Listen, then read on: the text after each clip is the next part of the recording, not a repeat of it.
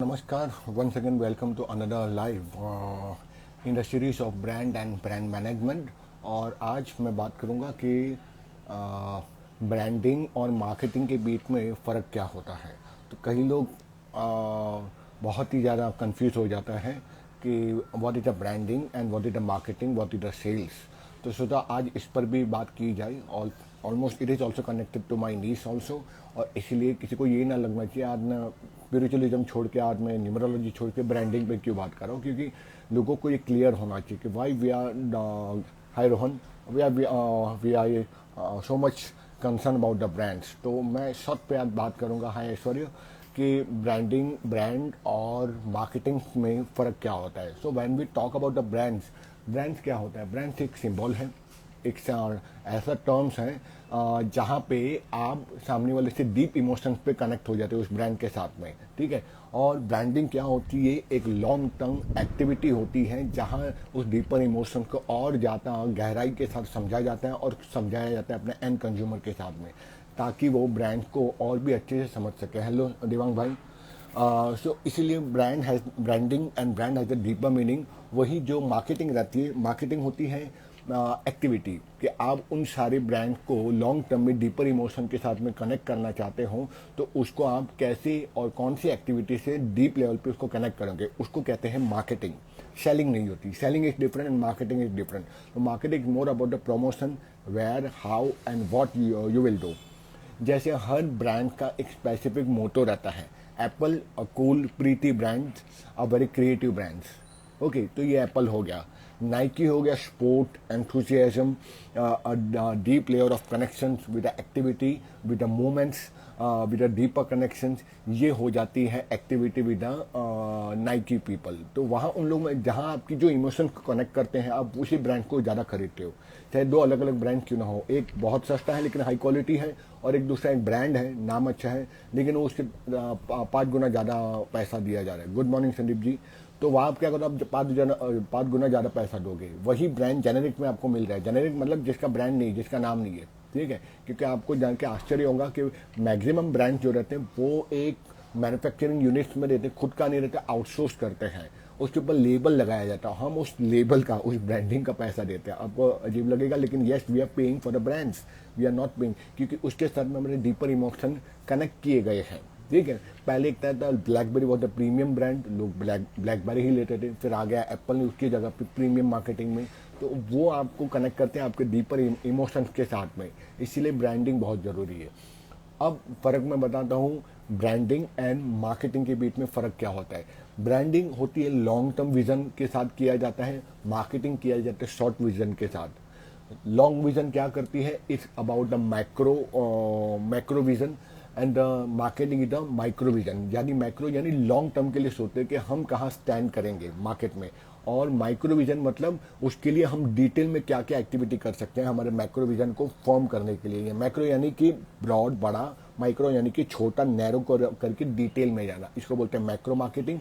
इसको बोलते हैं मैक्रो जो ब्रांडिंग में होती है, और माइक्रो होती है मार्केटिंग के अंदर, जहाँ डिटेल में की जाती है।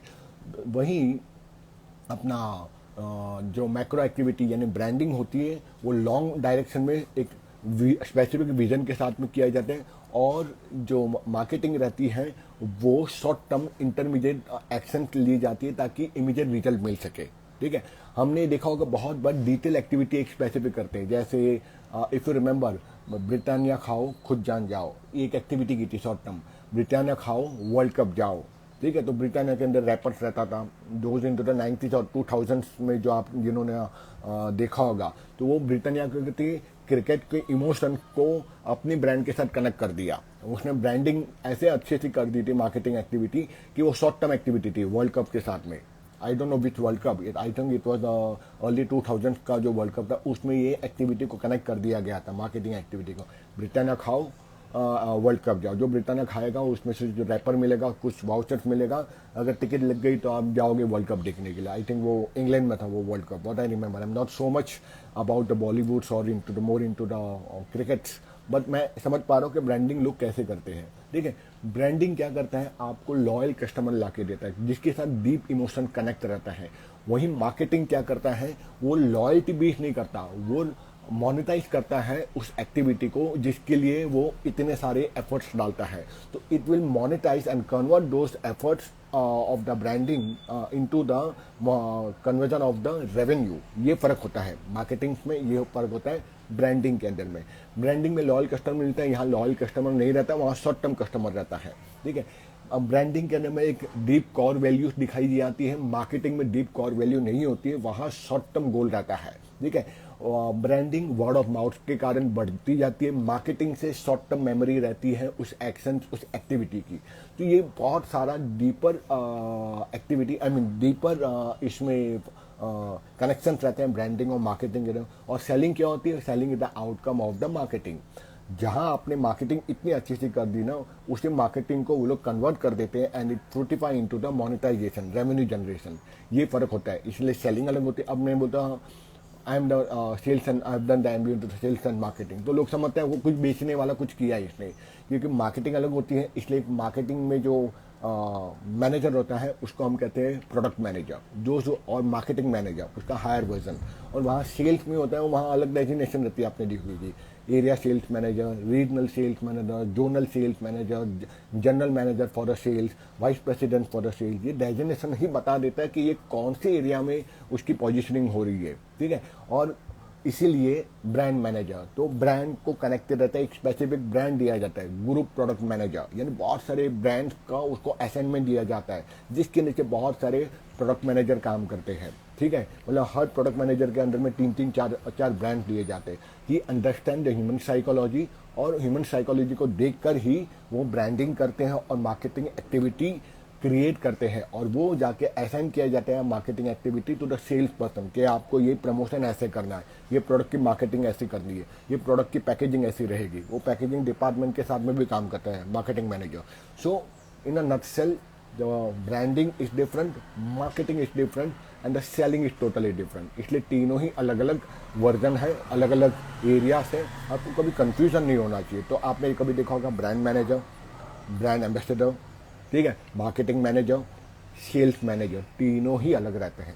इसीलिए आज मुझे जस्ट ये फील हो गया कि तीनों के बारे में हल्का सा बता दूं, specially what is the branding and what is the marketing and what is the difference between this two terminology we should be have very clear.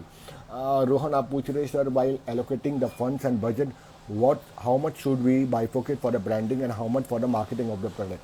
Now, Rohan, that's all depends कि आपका बजट कितना है। If you take my own perspective, तो on the branding part, I will spend more and depends कि मुझे मेरा vision क्या है, ठीक है, उसके ऊपर ये फंड एलोकेट किया जाएगा। जैसे अगर मान लो कि मुझे ये क्वार्टर के लिए मान लो कि एक्स अमाउंट की एक्टिविटी करनी है जिसकी मुझे XYZ आउटकम चाहिए, क्योंकि मेरे साथ में सेल्स टीम भी होगी, मेरे पास मार्केटिंग टीम भी होगी और एक बजट भी होगा। तो बजटिंग मैनेजर या परचेस मैनेजर क्या करेगा, वो देखेगा कि हाई कौशल, तो वो ये देखेगा कि मैं कितना मान लो 1 crore for example for complete quarter, 1 crore की बहुत बड़ी कंपनी, तो 1 करोड़ टोटल दिया जाता है। तो उसमें से कितनी ब्रांडिंग को दी जाएगी, कितने मार्केटिंग को दिया, तो ब्रांडिंग को मैं दे दूंगा 40% और 60% मैं दे दूंगा मार्केटिंग को, 40-60 रेशियो। क्यों?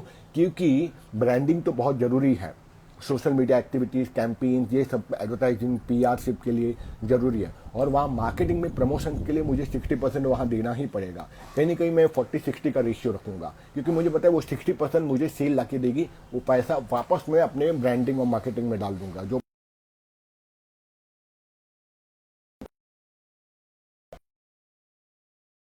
मैं डाल लूंगा कहीं ना कहीं पे ब्रांडिंग और मार्केटिंग में, ठीक है। क्योंकि जो सेल्स आती है, सेल्स का जो आपका आउटकम है, जो पैसा आपने कमाया है, वो वापस कहाँ जाएगी, वो कहीं ना कहीं जाएगी।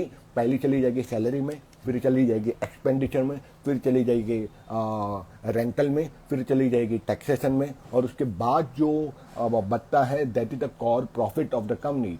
फिर उसमें से आता है, फिर वो सोचते हैं अब ये पैसा हम वापस सैलरी एक्सपेंस और रेंटल्स और टैक्सेशन के बाद अब हम बाकी अब ये जो कॉर प्रॉफिट हुआ है इसको वापस उसी में डालना है, किसी के अंदर में वापस ब्रांडिंग और मार्केटिंग के अंदर में with a long term vision कि अभी इतना प्रॉफिट हुआ है लास्ट क्वार्टर में, अब नेक्स्ट क्वार्टर में उसको और इतना बनना है, तो और बजट को और कितना बढ़ाना या कॉन्स्ट्रिक्ट करना चाहिए, सेल्स और मार्केटिंग की क्या टारगेट होनी चाहिए, उसके आधार पर प्रॉफिट के आधार पर तय किया जाता है। और क्वार्टरली बजट भी रहता है टीम का और एनुअल बजट भी रहता है, ठीक है। 40-60 should be for every quarter, how we should increase it annually. Rohan, it's all depend, as I told, every company has a different strategy, having the different vision, हर एक का एक different vision. I was working for a Zydus Cadila, ठीक है, तो I know in those time वहाँ पर company का विजन था कि we will become the 1 billion company in those time, I will say mid of the 2000, ठीक है, उस टाइम पे 2010 के 10-11 के आसपास में शायद। तो उन लोग का विजन था 1 बिलियन कंपनी का, उस टाइम पे $50 का डॉलर था, तो मतलब 5000 करोड़ कंपनी। अब वो हिसाब से जो विजन रखा है कंपनी ने, वो हिसाब से वो अपना स्प्लिट डाउन कर देंगे एनुअल वे पे, क्वार्टर वी में, मंथली में, और बहुत सारी टीम रहती है। 5000 करोड़ आप विजन ऐसे नहीं रख सकते, उसके लिए आपको स्प्लिट डाउन करना पड़ेगा अपने सारे टारगेट्स को, अपने विजन को और फ्रूटिफाई करना पड़ेगा उसको, और मैं कितना annually, monthly, quarterly, weekly, by weekly कैसे उसको डाल सकता हूँ। फिर प्रोडक्ट वाइज भी उसको टारगेट को बनाया जाता है, और उसके हिसाब से फिर बाद में पता चलेगा कि मेरे पास जो 1 करोड़ है ना ये क्वार्टर के लिए, अब मेरे पास बस 20 प्रोडक्ट्स है, मेरे पास इतनी सेल्स की टीम है, पर सेल्स की टीम का इतना खर्चा लग जाएगा, प्रमोशन मटेरियल पे इतना लग जाएगा, गिफ्टिंग जो कस्टमर को देगा इतना लग जाएगा। तो वो आपको आपका विजन के साथ मैच करना पड़ेगा, लॉन्ग टर्म और शॉर्ट टर्म विजन के साथ में। विजन होता है बड़ा, मिशन होता है शॉर्ट टर्म के लिए, ठीक है। तो depend on the vision and mission of the company, we split down and we segregate the product wise, the marketing wise, the quarter wise, we segregate all the fund.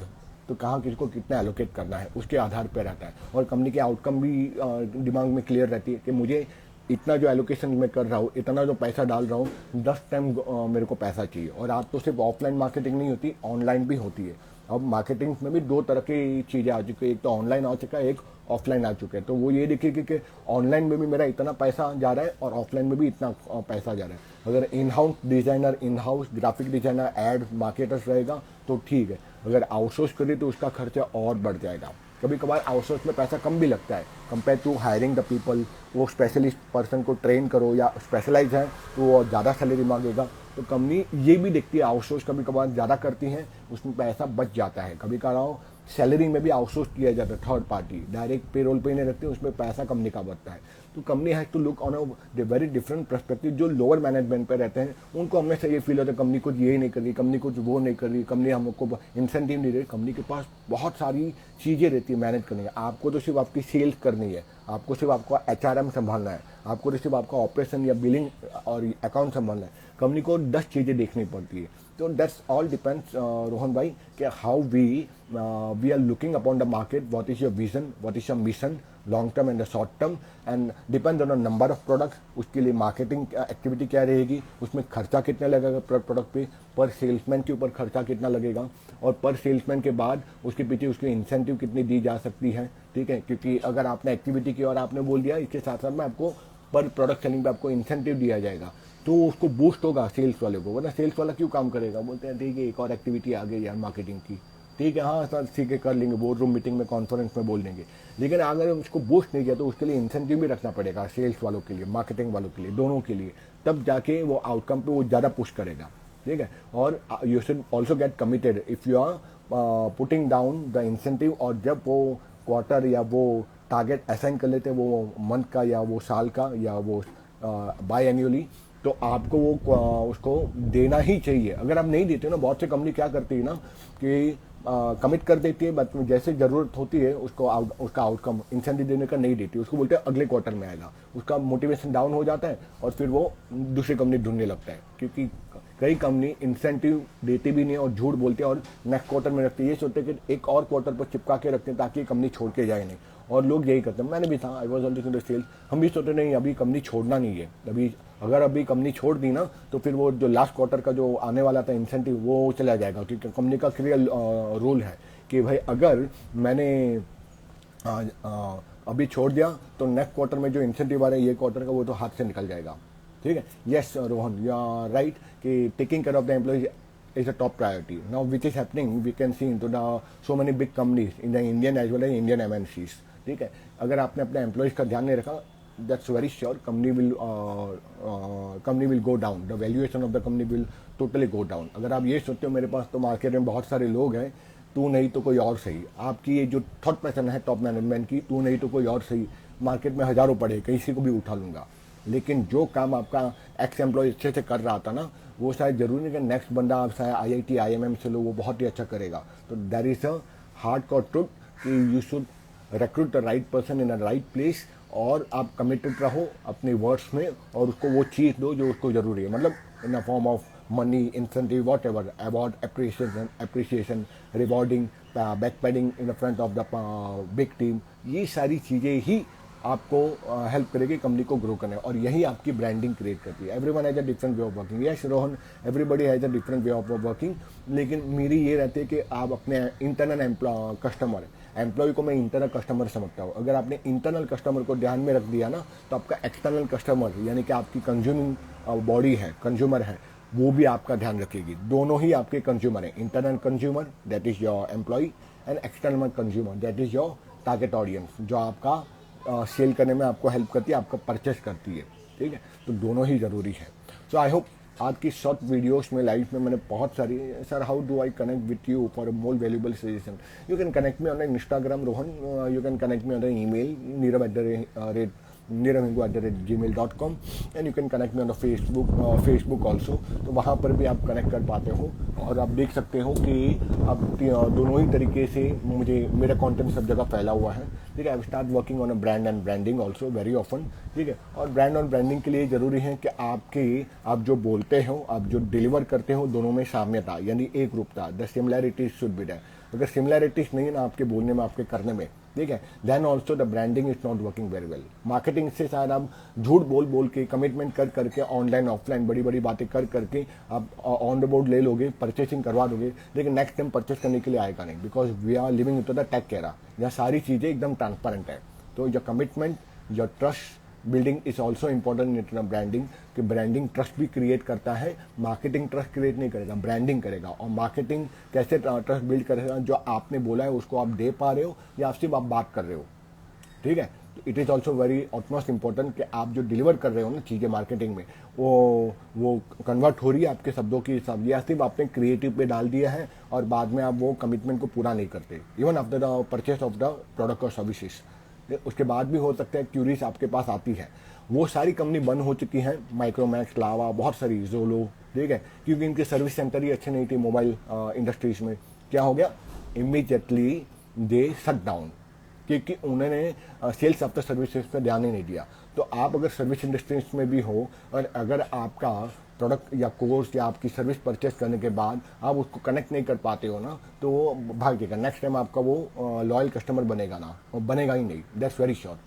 ठीक है, ये भी देखा गया है। तो लोग बोलते क्या जरूरत है, एक बार कोर्स परचेस कर लिया ना, लेकिन आपने उसको कनेक्ट नहीं किया ना, ठीक है, तो डेफिनेटली वो आपको छोड़ के जाएगा, कॉम्पिटिटर राइवल के पास चले जाएगा। चाहे आप कोर्स बेच रहे हो, चाहे आप सर्विस प्रोवाइड करो, या आपका हार्ड टेंजिबल प्रोडक्ट आप दे रहे हो।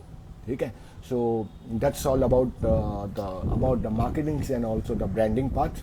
Thank you very much for listening to me, everybody. Shiv Pratik Awasthi and care of mind body, इतने सारे लोग ने ज्वाइन किया, thank you very much for listening to me. एक और लाइव पे आ जाऊंगा। I am just thinking whether should I go live on the Instagram only और should I go live on the YouTube. Obviously this piece of content will be all be put down on the YouTube channel also, ठीक है, but I am just looking कि कौन सा अच्छा रहेगा, कि YouTube अच्छा रहेगा या इंस्टाग्राम, देखता हूँ कौन सा मुझे सही लगता है। And thank you, so it's a good time I have spend with you, and thank you Rohan for asking so many different question. जितना आप क्वेश्चन पूछोगे उतनी ज़्यादा नॉलेज का प्रवाह दोनों तरफ से निकलता है। तो I always feel glad when somebody asks me the question and I'm able to answer it, whatever I know। नहीं पता होता तो मैं साफ साफ मना कर देता हूँ। If you having the honesty into your working system, if you don't know anything, stay straight away to your audience, I don't know, मैं बता देता हूँ मुझे नहीं पता है, ठीक है। So that is also one of the factor of the branding. Be very truthful, transparent into your working, and if you know something, deliver it. If you do not know something, don't say I will get back to you. जैसा आपने बोल दिया get back to you, मतलब आप बेवकूफ़ बना रहे हो, तो वहाँ पर भी ब्रांड की इमेज वैल्यू डाउन हो जाती है. Okay, so that's all. And if any other questions are there, you can put down. Rohan, तो अभी मैं जवाब दे देता हूँ, फिर मैं भूल जाऊँगा. तो execution is also one of the part of the marketing. Faster execution जो हो रहा है अभी करना है, कल के लिए छोड़ना नहीं है. ओके, तो execution is also part of the branding part. Okay, चलो bye, take care, and I will see you in the next live either on the Instagram और on the YouTube. Bye bye.